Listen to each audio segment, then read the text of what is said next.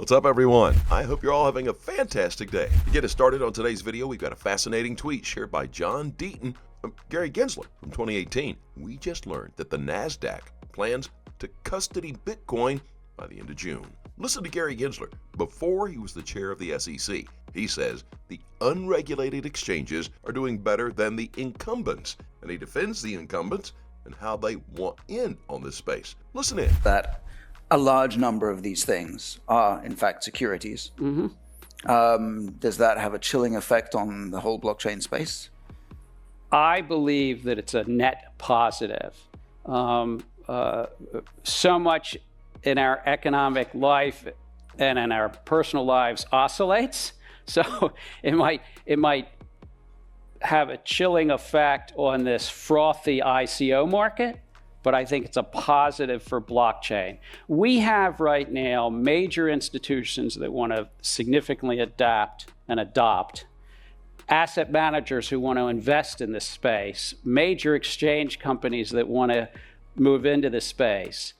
The unregulated exchanges in aggregate, I'm making an estimate here that the unregulated exchanges in aggregate make more money, more bottom line than the aggregate regulated spaces in the securities field around the globe right now. Wow. So they want to get into the space. Right now, the incumbents are making less than the startups. You might say, well, that's bully good. But the incumbents are doing it in part because they're front running and they're not treating their customers and investors in a way that probably you'd want. Right. As always, welcome back to Money Side, your favorite crypto news channel. If you're new here, welcome to the XRP Army. Hit that subscribe button and turn on notifications. That way you don't miss out on our daily crypto news updates. More interesting news today. We're reminded that this is day 53, that Senator Warren hasn't explained the emails.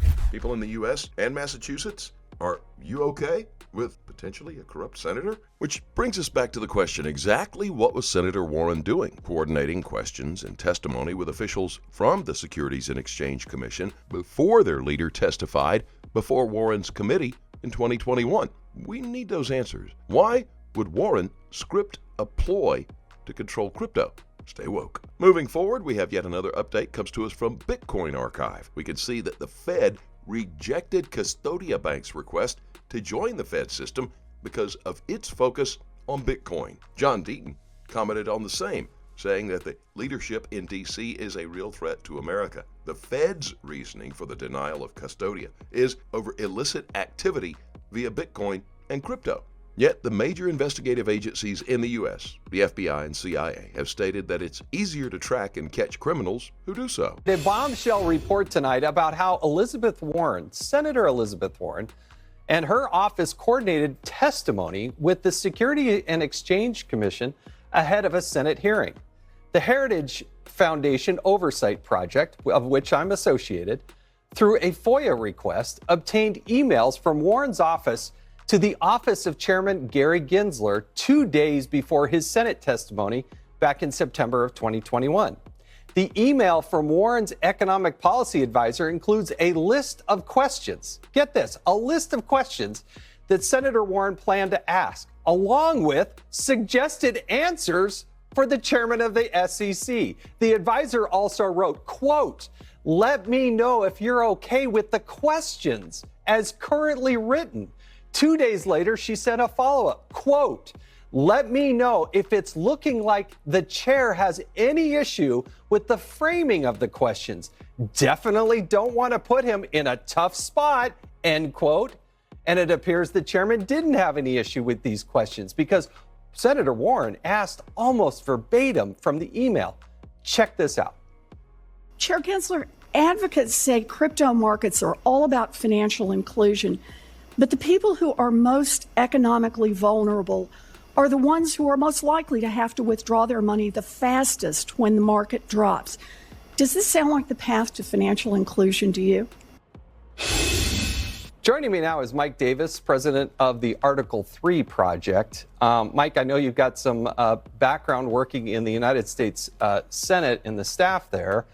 I served in Congress for 8.5 years. I have never, ever heard of somebody. Another exciting update today comes to us from Bill Morgan. According to his tweet, as it turns out, the SEC suing Ripple was a shot at crypto as a whole, and your own silence was deafening. Coinbase and Paul Grewal's response was to delist XRP. Now, since the SEC's sights are on Coinbase, it's all of the crypto markets at stake. And let's rally the troops. Pure self-interest. Coinbase was warned early on, and they could have joined the XRP army in the fight against the SEC, but instead, they delisted XRP. This is not just a fight for Coinbase. This is a fight for all of crypto.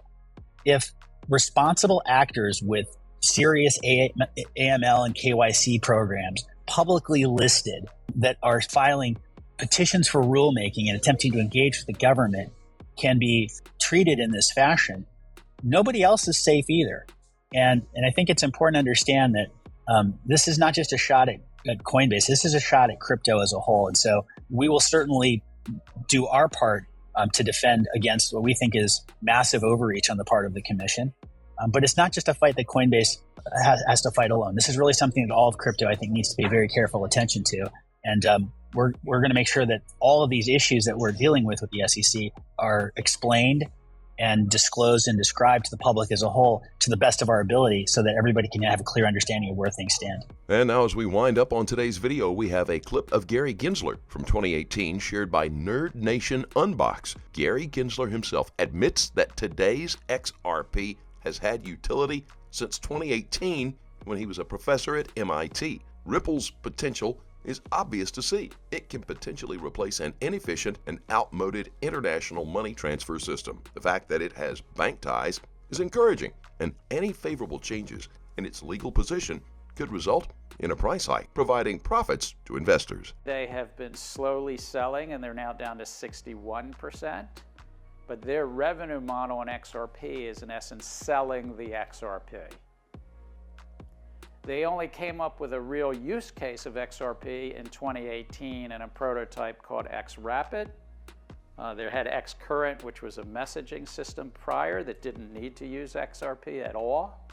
So for 4 years, you had no use of XRP.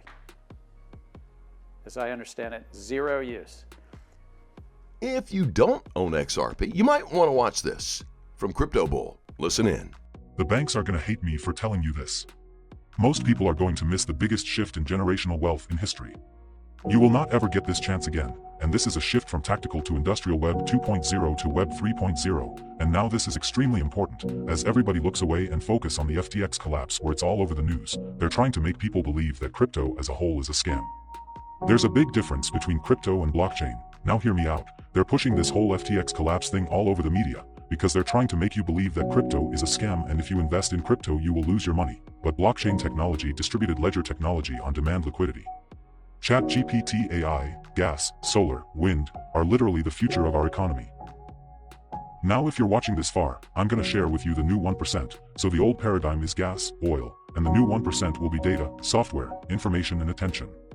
So here's what's happening behind the scenes as you look at the problem, reaction, and the solution.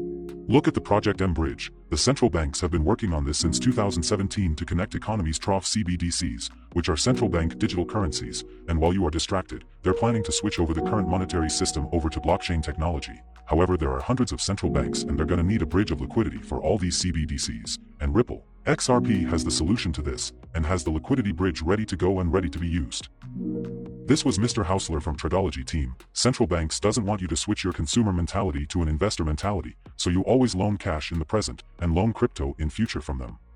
Wake up. Always trade safely, guys. Please keep in mind we're not a licensed financial advisor. All videos on this channel are intended for entertainment purposes only. Let us know what you think in the comments section below, and let's have a conversation. Thank you very much for watching. Don't forget to like this video, and please click on that subscribe button below and turn on notifications so you get informed whenever we post our amazing content.